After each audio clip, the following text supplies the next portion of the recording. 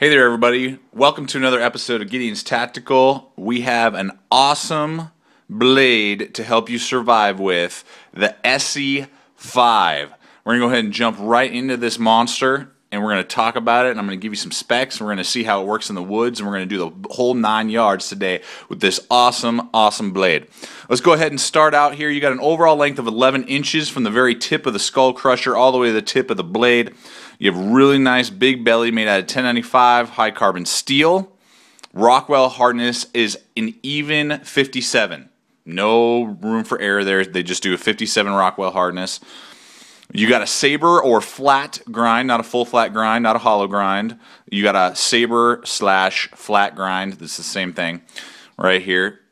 We got a 1/4 inch thick spine, weighs 16 ounces or 1 pound. Micarta scales, bow drill hole, like I showed you earlier, lanyard hole skull crusher, and a kydex sheath that we'll get into as well. So let's go ahead and we're going to start here at the tip. This knife and the blade itself has an actual cutting edge from this little nick right here all the way to the tip of exactly 5 inches, hence the ESEE 5. With this extra little, it's kind of a finger choil. You can just kind of get in there if you would want to. You could even take a file and just kind of dull this edge right here, even just a little bit, and you would get basically a dedicated finger choil there for the front end of it. To the actual micarta scale itself, it's 5.5 inches. So you get an extra inch there with this knife. Really razor sharp. It is razor sharp out of the box. You can do some awesome batoning as well as other items that you can do, as well as feathering, feather sticks, carving, notching. You know, it's not just a beater, you know, big thick blade without the ability to do detail work. It can do detail work, and the belly on this thing is awesome. It's going to be able to slice really well, and just the 1/4 inch thickness of the spine. I mean, look at, here's a 1095 Afghan bush with a 3/16 inch spine. Just look at the difference there. You can see how much thicker that ESEE is. Just insane. So much thicker. And with a really nice, strong tip there. Drop point design.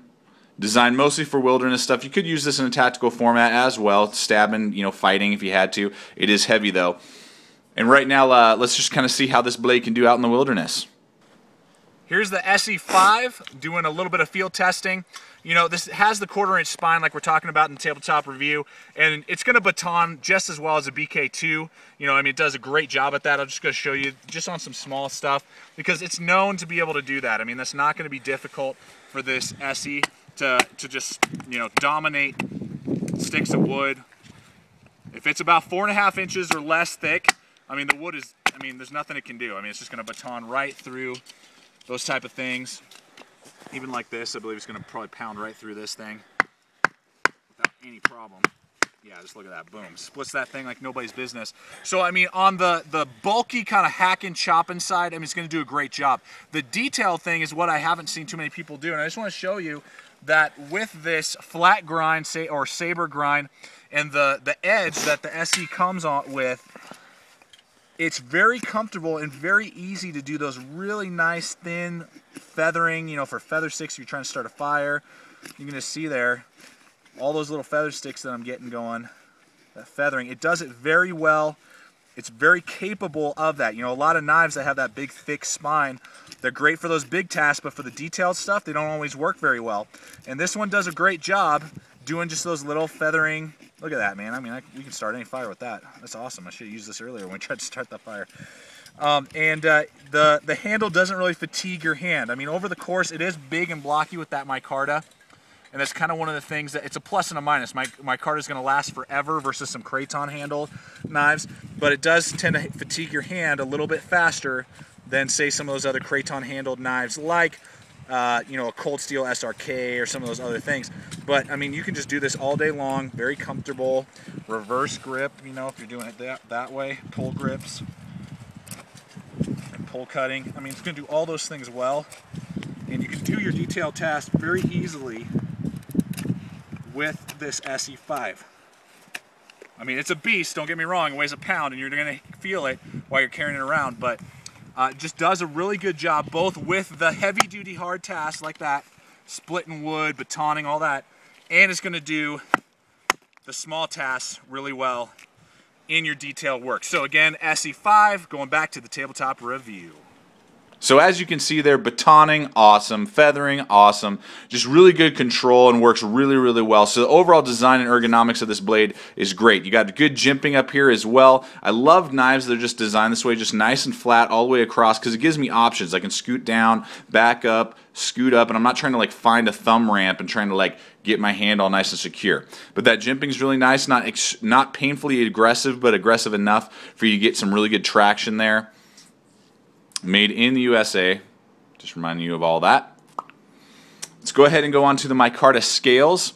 The handle is definitely thick, it's big, and it's slightly boxy. I mean, it lines up really nice, those micarta scales. You know, micarta is an awesome material because the wetter it gets, the more traction you get on it. It's an amazing material, very strong, durable, going to last the test of time. But it is a little bit blocky. I wear large size gloves and feels great in my hand. You can just see there, man, it just feels so good. Regardless if you're doing it that way, reverse grip, whatever. It's going to just feel awesome in your hand. It is slightly blocky though. You may experience a little bit of handle fatigue and hand fatigue faster than say a Cold Steel SRK or some SOG knives, or I'm just trying to think of some other stuff out there on the market. Probably a normal K-bar utility knife is maybe going to feel a little bit more comfortable in your hand for a longer period of time, just because of how, you know, blocky and big your hand is, large, you know, over the handle itself. But nice ergonomics, feels good in your hand. You got a bow drill hole, nice ESEE logo laser etched in there. That's not a print, that is etched in. And let's see here, anything else? Skull crusher, nice huge lanyard hole, skull crusher. In the wilderness, you're not going to really need that. It almost would be nicer to have a flat pommel like this on this Afghan bush that you can hammer in tent pegs and do some other crushing. But this is actually, just kind of fun fact for you, originally designed for helicopter pilots in South America fighting and taking transports and spying on drug dealers and drug lords. And if they were to get crashed and crash, they could survive with this knife. They're issued this knife down in a lot of the countries in Central and South America who are battling against the drug lords and drug cartels. This is the knife they get so that they could break out of their helicopter and fight, you know, hand to hand if they had to, and survive in the jungle until a rescue team can come pick them up. That is what this is actually originally designed for. So overall, the knife is awesome. I would highly recommend it.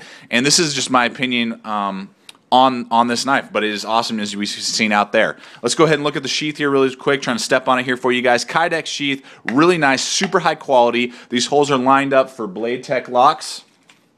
Right here, these will fit perfectly on these holes, so if you did want to use one of those BLADEHQ locks, that would work perfectly for you. You got a drainage hole, just comes with this little bit of paracord with this little leg clamp. This is too small to fit around any leg really, but nice drainage hole, good, nice, secure, strong. This is what's awesome, is you get this tension screw, so check it out. If I click this in here and the tension screw's all the way down, I can easily pull this knife out without any trouble at all. Very nice, very smooth.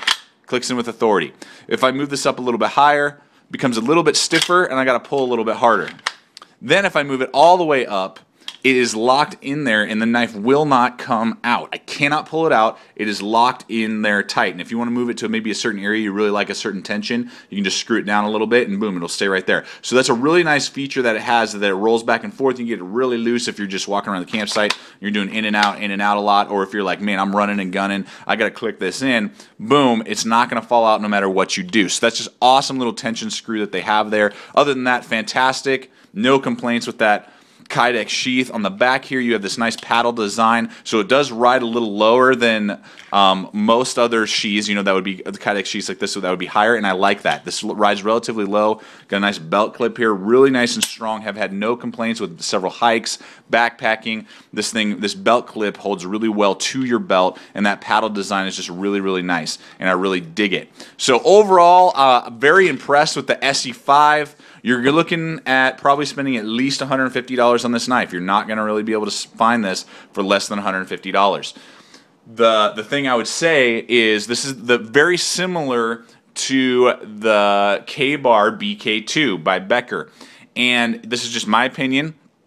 Some people will say that the 1095 Covan that K-Bar uses is a little bit better. It may be slightly better than this tiny 1095 that ESEE uses, but for you to get your BK2 to run like this, in other words, buying the upgraded micarta scales that the BK2 has, buying an upgraded sheath, because the sheath that the BK2 has, I'm learning, is not good quality because of the glass reinforced nylon that it's designed with. So for you to get an aftermarket sheath, aftermarket handles to make it run like this ESEE does, you're going to pay at least $150, if not closer to $170, to get your BK2 running like this ESEE comes out of the box. So just kind of your choice there, and I know a lot of people compare ESEE 5 and BK2, very similar. But just my opinion, I kind of dig at least right now in my life, the ESEE 5 a little bit better than the BK2, even when you're getting it up there with the micarta scales and upgraded sheath. So hopefully that helps you guys out.